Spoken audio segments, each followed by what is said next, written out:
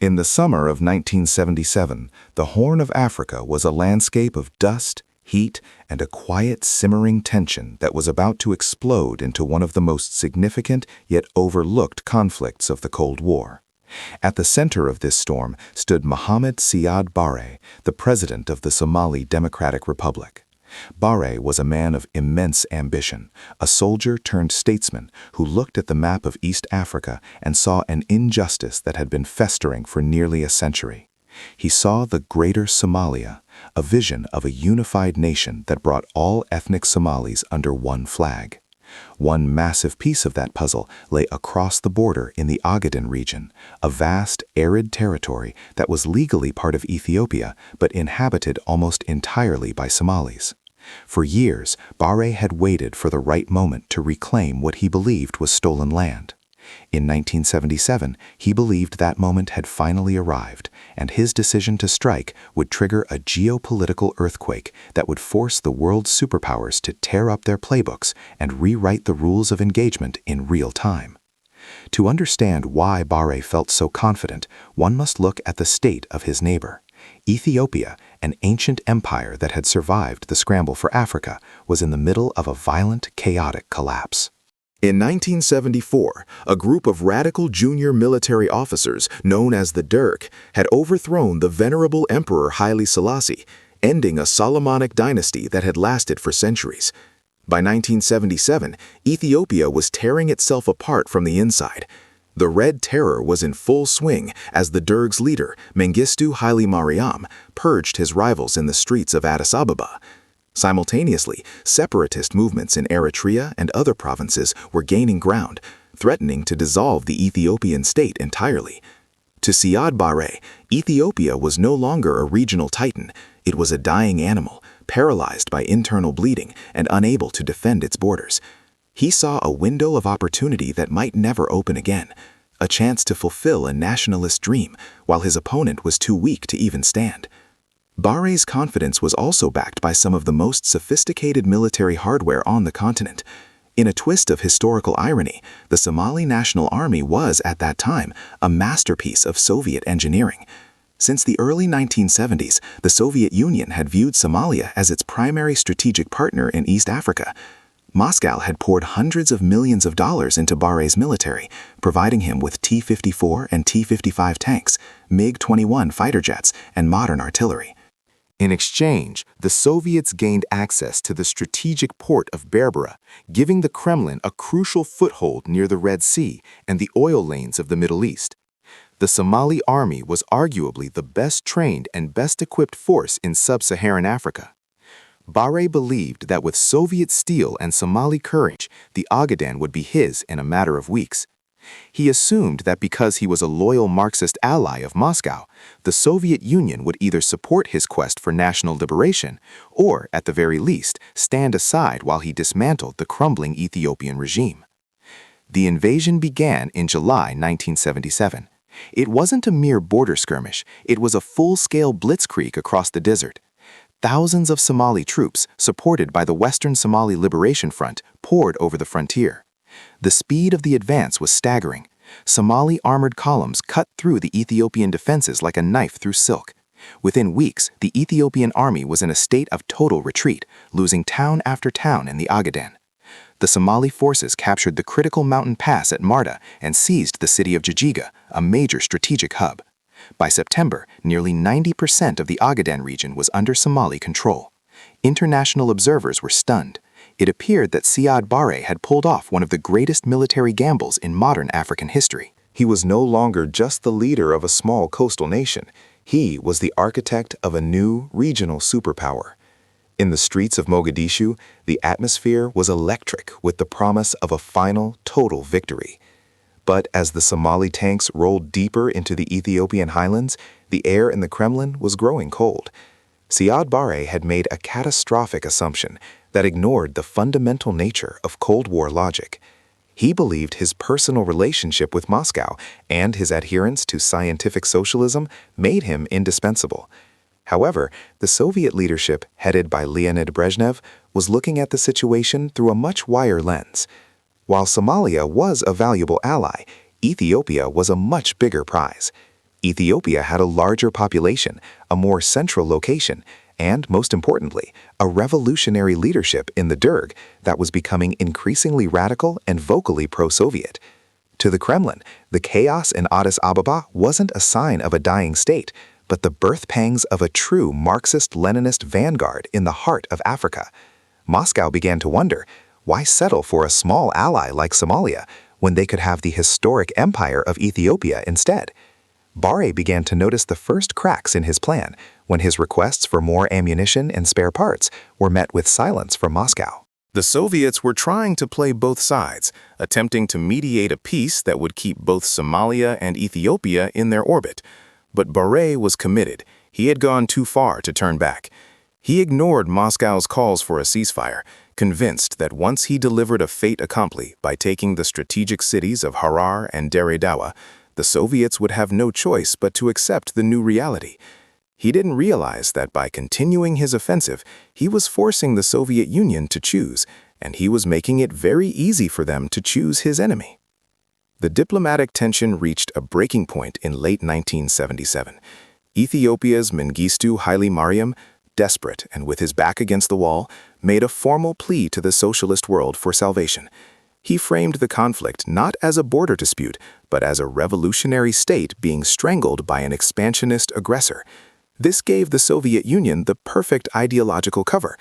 In one of the most dramatic and cold-blooded pivots in the history of 20th century diplomacy, the Soviet Union decided to abandon their 10-year alliance with Somalia. Overnight, the flow of weapons to Mogadishu stopped. Simultaneously, a massive Soviet air bridge began, but the planes weren't landing in Somalia. They were bypassing Barre's ports and heading straight for Addis Ababa, carrying thousands of tons of advanced weaponry, T-62 tanks, and sophisticated radar systems. Siad Barre was suddenly facing a nightmare scenario. The very tanks and jets he was using were now being countered by newer versions of the same machines, supplied by the same patron. But the betrayal went even deeper than hardware. Along with the Soviet equipment came the advisors, seasoned military strategists who began to reorganize the shattered Ethiopian army. And then came the final, most devastating blow, the arrival of the Cubans. Fidel Castro, acting as the ideological sword of the Eastern Bloc, began deploying thousands of elite Cuban combat troops to the front lines. These were not just advisors. They were battle-hardened veterans of the Angolan Civil War, and they were arriving in the thousands to save the Ethiopian Revolution. As 1977 drew to a close, the momentum of the war hit a brick wall. The Somali advance stalled just outside the gates of Harar. The quick victory Siad Barre had envisioned had vanished, replaced by a grueling war of attrition against an enemy that was suddenly being backed by the full weight of the Soviet Empire and the tactical brilliance of the Cuban military. Barre had walked into the Ogaden believing he was the master of his own destiny, playing a winning hand of regional chess. He did not yet realize that he had actually entered a high-stakes game of global poker, and the players across the table had just decided to take everything he owned. The trap had been set, the sides had been switched, and for the Somali army, sitting in the dusty trenches of the Ogaden, the real war was only just beginning. By the end of 1977, the momentum that had carried the Somali National Army across the burning sands of the Ogaden had ground to a halt. In the dust-choked trenches outside the ancient walled city of Harar, Siad Barre's soldiers could see their objective, but they could no longer reach it. The logistics of a long-range invasion were beginning to fail, and more importantly, the international landscape had shifted beneath their feet. While Barre had been focused on the tactical maps of the desert, the Soviet Union was executing one of the most massive and rapid military logistical feats of the Cold War. This was the moment the world realized that the Soviet Union wasn't just sending aid to Ethiopia, they were essentially taking over the management of the war. Between November 1977 and January 1978, the Kremlin launched a massive air and sea bridge to Addis Ababa. Utilizing 15% of their entire military transport fleet, the Soviets bypassed international air corridors to ferry thousands of tons of military hardware directly to the Derg. This wasn't the outdated surplus they had once given to Somalia. This was the cutting edge of the Soviet arsenal: BM-21 Grad rocket launchers, Mi-24 Hind attack helicopters, and over 600 T-62 tanks. But hardware alone wasn't enough to save Ethiopia. The country needed professional soldiers to operate these complex machines. That was when the second hammer fell. Under the direct supervision of Soviet General Vasily Petrov, a massive contingent of Cuban combat troops began to arrive. Fidel Castro, sensing an opportunity to prove Cuba's importance as a global revolutionary force, committed over 15,000 elite soldiers. These were not mere advisors. They were battle-hardened veterans of the Angolan conflict, supported by Soviet logistical might and led by the brilliant Cuban general Arnaldo Ochoa. For Siad Barre, the realization that he was no longer fighting a weakened Ethiopia, but the combined military power of the Soviet bloc, was a waking nightmare. Desperate, he turned to the West. He expelled all Soviet advisors from Somalia, tore up the friendship treaty with Moscow, and pleaded with the United States for help. He tried to frame his invasion as a defense against Soviet imperialism in Africa, hoping the Carter administration would see him as a necessary bulwark. But Barre had miscalculated again. The United States, still reeling from the trauma of the Vietnam War and wary of supporting an aggressor who had clearly violated international borders, refused to send lethal aid. Washington offered moral support and eventually some defensive equipment, but they would not intervene to save Barre's offensive. Somalia was now strategically alone, facing a superpower that had decided to make an example out of them. The Ethiopian counteroffensive, known as Operation Karamara, began in early February 1978. It was a masterclass in modern combined arms warfare that shattered the Somali lines in a matter of weeks. The Somali military had spent months digging in around the Marta Pass, the gateway to the city of Jijjiga, expecting a traditional, grueling frontal assault. They believed the terrain would protect them. They were wrong. General Petrov and General Ochoa didn't play by the old rules.